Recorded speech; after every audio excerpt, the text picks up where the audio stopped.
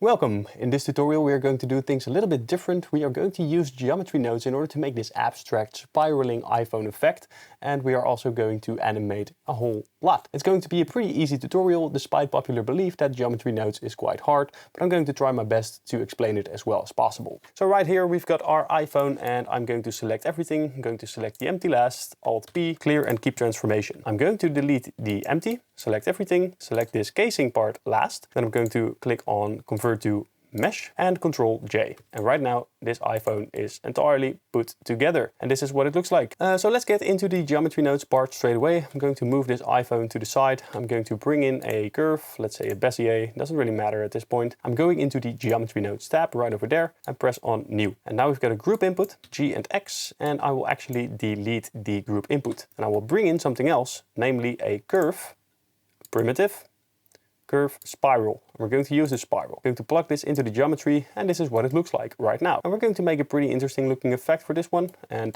we are going to use the iPhone in order to spawn that on this curve. So how can we do that? Very simple actually. We're going to bring in a resample curve node, resample curve. Then I'm going to bring in a instance on points. Now, what do we want to instance? Of course, it's going to be the iPhone model. So geometry into the instance and set it to relative. And this is what it looks like right now. Not the best looking spiraling animation if you ask me, but there are some things that we can change later on. So the first thing we need to do is make sure that this looks like a pretty cool spiral. And I'm going to press on 7, place the camera right over here, and it should be a little bit more into the center. Right now, all we have to do is change the height of this, change the height of the spiral. The end radius should probably be a little bit bigger and the start radius can be a little bit smaller, and there's not enough rotations, so I'm going to add those like this, and now we get a whole lot more rotations. But one thing that you may notice is that the amount of iPhones that we have is pretty much fixed to this resample curve. So we can either increase this or we can set it to length. And this will make sure that there's iPhones spawning based on the length. Of course, this is quite insane and your PC might explode if you do this. So don't do it the way I just did it. Simply increase the length first to 0.5 or like 1. And now this should be a bit better to handle. We're going to bring in a rotate instances. Why? Well, we have instances right over here, instance on points. Rotate these instances all together, and this is what it does. But we want to rotate it based on where a certain object is located at. So what I'm going to do is I'm going to bring in a UV sphere, bring the sphere into this workspace, add a geometry proximity right over there, geometry into the geometry. Of course, it should be set to relative. And now all we need to do is plug the distance into the rotation. And there's a bunch of stuff going on here. So we have to bring in a map range node, map range, like this. And now if we change the from max, the power of the sphere, the influence of this, will increase upwards. Watch what happens. So more of these are rotating based on the distance to that sphere. Now, of course, if we want to rotate it more, we simply increase the 2 max. And that kind of happens like this. And we can make something pretty cool looking already. And it's going on and on and on. But of course, we also have to separate the XYZ. Take the combine XYZ because we want to separate the axis. Let's bring the camera upwards. And now we've got a pretty cool looking spiral. And what's going on basically is we separate the X. But what if we want to separate the Y? Well, now they are all rotated like this. But what if we want to separate the Z? Let's plug in all of those. And basically we should have the result that was the same before the map range node. And all we have to do now is think about a way to make this look completely cool. We can do that. We can change the from max to, let's say 1. And this is our original state of the spiral. And if we want to change the rotation of all of these instances together, all we have to do is go to the rotation in the instance on points and play around with this. So maybe we want it to look a little bit different, something like this. I'm going to use some pretty specific values because I already played around with this and I know what looks good. So you can follow along if you'd like. Now I'm going to set the start radius to 14.2 and the end radius to 3.25. Going to set the rotation here on minus 14.2. 2 min should be 6 on the map range node and minus 0.03 on this. And basically if we now play around with the from max, you already see what's going on here. You're trying to get this spiraling effect by increasing the power from the sphere itself. And I want all of them to be facing something like this. So in the beginning we can see what the iPhone actually looks like. So Control 7, let's bring in our camera right over there. We can increase the X to something like this. Maybe we want it to be pointing straight forward, and maybe it should be like 180 degrees on the Z, and play around with the X again until we get something that looks like this. And now if we increase the from max, we can actually see what's happening. It is turning into this spiraling iPhone animation. And that already looks pretty interesting if you ask me, but there's a couple of things that we can improve. First of all, I am going to take all of this and select it, Control Shift D and bring it down. And now we've got the distance in a different map range for a different axis as well. And we want to maybe shoot out some of these iPhones as soon as they start changing right over here. So set position, place it in there, plug it into the offset. And you can already see that some of these iPhones are moving outward. So if we increase the power of this, of the 2 min, then these iPhones will definitely move towards a different position. And maybe we can unplug the X and the Y. And now they are moving outwards as soon as we increase the from max. As you can see, bring this to the side. Add in a transform geometry. Transform geometry right over there. And if we Z rotate this, the entire spiral is spiraling. However, this is on itself not looking very good, but there is a trick that we can use. I'm going to bring in a value node, value, bring it right in there. And I also want to separate the Z value from this. So I'm going to select this, duplicate it, bring it right over there, put the value into the vector and unplug the X and Y, then plug the vector into the rotation, and now we only have the Z-axis which operates from this value. So I'm going to place it down, and I'm actually going to place it in the from max. And it is rotating, but it's also increasing the power, making sure that we get that cool looking rotation effect that we wanted before. So we can also do this for the other from max. So right here. So if we increase the power of this, all of these iPhones will be shooting outwards away from the camera. But it's way too strong. So I'm going to bring in a math node, math right in here, set it to multiply and maybe keep it at a lower value. Something like 0.2 should do the trick. So right now, if we start from 1 and increase this, we get a pretty cool looking rotation animation. But there is more. Take this UV sphere, let's click on 7. And let's bring this like right over there. And I will go into edit mode, select all, set this to 3D cursor, which is right in the middle here. Shift D, click. SY -1, select all, Shift D, RZ 90. And now this is starting to look a little bit different because we have more objects that operate on this entire spiral. And of course you can animate this as well, get another cool effect that looks like this.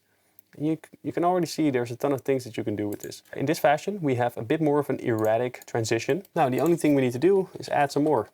So I'm going to set the length to 2.14. And of course, this is a bit heavier for your PC, but it will also look a bit more like it's organized. Play around with this. And we might have to play around with some of these values because maybe they are rotating too fast and too crazy. And if that is the case, simply add a multiply here as well and change the power of this. And then it should be like, if you want it to happen faster, just set it to a higher value. You can already see how spacey this is. Now, let's animate this. So let's go over here to frame 1 and let's click on I while the value is at 1. Maybe we can bring it down even a little bit more. Something like this should probably do the trick. Press I. Now I'm going to frame 100 and I will set this until the entire animation is complete. So somewhere over here should look pretty cool maybe. What we can also try to do is unplug this. And let's see if it looks better. And let's add in a HDRI real quick. So press N, go to Easy HDRI, and I'm going to select Shanghai Bund, create world nodes, Shanghai Bund, and that looks pretty cool. We can turn off the spheres, and now we already get a pretty cool lighting effect going on right here. Now, if you want to slow this down, simply select it, go to the value node, and select that one as well, and take the last keyframe and bring it all the way to like 200. Select both of them, T, and set the interpolation to linear. It's kind of messing with my head how many iPhones there are, and it's kind of weird. This is what it looks like. And once again, since this is geometry nodes, we have to play around with the values quite a bit. You might need different values than I do in order to get this to work. And I already think this looks quite cool. So let's go ahead over here to the camera. Let's go to the camera itself, view per display, and increase the passepartout. So there's a few more things that we can do, of course. And let's see what happens if we bring this all the way upwards. Oh, wow. that actually looks quite cool. It's a nice place to end. Let's press on I for this one. I'm going to delete the other keyframe. I'm going to set this to frame 200 or something, maybe even faster, why not? We can also set it to 100. Now, if you want to get a different type of effect, simply play around with the X rotation and the Y rotation, and you can get countless of things that will all look a bit different. And it's very easy to manipulate like that. But I like this setup that we've got right over here. So all we have to do now is animate an iPhone coming through the middle. And this is our iPhone. So all we need to do is select it. And let's first select our final position. So I'm going to press Shift S, selection to cursor. And now it's in the middle. I'm going to press RZ 90, RY 180, RZ 180, GZ, and bring it closer to the camera. Let's place this on a keyframe on frame, let's say 70. Press I. Let's go to frame 30. And now let's bring it upwards and maybe rotate it RX 90 on the median point, obviously. RX 90. I'm going to turn off the Bezier curve for now. Simply have a look at this animation. So bring it upwards, GZ, RX 90. Press I. Whoopa, and then it's coming in. So Control Tab, and then let's go ahead to the Z location because we want to change that. A dot, and I want it to come in fast first. We also need to do the X rotation. So let's close this off, go to the X Euler rotation. Let's select this, let's bring it upwards and maybe take this one, bring it to the side. And let's bring this to the side. One thing that I might want to change is the Z rotation. I'm going to open that one up. So we're going to add a modifier to the Z Euler rotation right over here. And right now it's not really rotating at all. But we're going to add it anyways. So go to built-in function, and built-in function basically allows us to use like standard mathematics. So we've got a sine right over here, and a sine is a wave. So what do you expect to happen? Let's see. It's going to move about. Of course, it's way too strong, so we should probably decrease the phase multiple. Let's decrease it to like 0.16. And now it is a bit more interesting looking. I don't think this looks very good, so we're going to decrease the amplitude as well. And maybe have it wobble just a little bit, like this. And now it's wobbling all the way until frame, who knows. I'm going to enter into this one. Let's see, our animation is still going on, and we don't want it to stop right here. So on frame 110, it's actually stopping. And maybe we want this animation to be a bit quicker. So the iPhone is coming out here, and now we're going to move in with the camera again. So I'm going to take the camera, press I, then go to frame 90, GZZ, GY, GZZ. Let's bring it to this lens right over here. And maybe we can also rotate it like this, RCZ, and let's bring it in there until we've got something like that. And let's see what it looks like. There you go, very cool. And then it's moving into the camera. I like that. So frame 90. I do want this iPhone model animation to start sooner, like maybe from the beginning. So let's take all of these keyframes and bring it to frame 10, for example. And now the iPhone is already there. And on frame 72, I want the camera to enter into the iPhone. So let's make sure that our location is correct right over there. Press I. And what I don't like now is that the wobble of the iPhone is not corresponding with our camera movement. So back into the iPhone, click on it and change the amplitude until the camera animation here, because it's wobbling and then it's going backwards right over there. But I actually want it to stay still right over here. So let's change the phase offset. So maybe we want it to happen right over there, and now it looks a whole lot more interesting because it's going back with the iPhone like this and we're rotating the camera like that. So it should align a bit better. Now go into the camera, because we once again need to change the location of this. You can keep it like this if you would like. I think it would be interesting to add a background. So I'm going to press Shift A, Image, Mesh Plane, which is basically the same as images as planes. Then I'm going into Downloads, I'm going to type Sky. I probably will include this sky if you need it on Patreon. Let's go into the shader editor, plug it into the emission, color into the emission as well. Increase the power, and now we have a bit more control over the way our render looks. So something like this could be cool with a big bright flash in the middle. We can also take a night sky, and maybe that would look a bit cooler and darker, and now it looks like this. We can also do something with the lighting, because I don't like the lighting on this object. The background's taking a lot of attention. So there's two tricks that we can use. Let's turn this on. Let's bring a empty right over there. Shift A, empty. Let's bring in a sphere empty. Go to the camera, depth of field, and decrease the power like this, and then the entire background should disappear, and maybe that is what we want. But now we have to animate the empty as well. So go to the timeline, 50, because the iPhone is already in its location right there.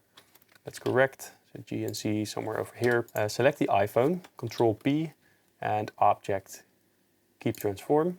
So now the empty is parented to the iPhone instead of the other way around. And in this way, our depth of field will always follow that iPhone. And now the only thing we need to do is change the lighting on this iPhone. Let's go ahead, click on this iPhone, Shift S, cursor to selected. Let's bring in let's go to frame 50 while we do that, by the way. Shift S, cursor to selected. Shift A, let's bring in a area lamp, scale that up, increase the power and bring it to the side. And we like those cool highlights, don't we? Something like this, that already looks a whole lot better. But I also want to set one right over here. RX 180, R and Y. Let's place it somewhat with an angle towards our iPhone, like this. And now it looks a bit more silver instead of the original orangey color. Didn't like that one, and now this looks pretty good. If you don't want the lighting to work on the background, you can of course use light linking. Go over here to Object Properties, Shading, Light Linking, New, drag in the iPhone. So the iPhone model right over there. And now it won't work on the background, but only on the foreground. So that's one thing that you might want to know. Another area lamp, light linking, add the iPhone model into this little box. And now we have this cool looking render. It's a little bit different, this one, and I don't reckon Apple would ever use an animation like this, but I do believe that it's a very cool looking animation and you'll probably benefit from having this knowledge in the first place. Glad you were here. If you like this content, click on subscribe and I'll see you in the next one. I get the money and it's right on cue. Keep the duffel bag up inside my coupe. Hold a couple racks, tell them I love you. You wanna be a boss, do it like I do.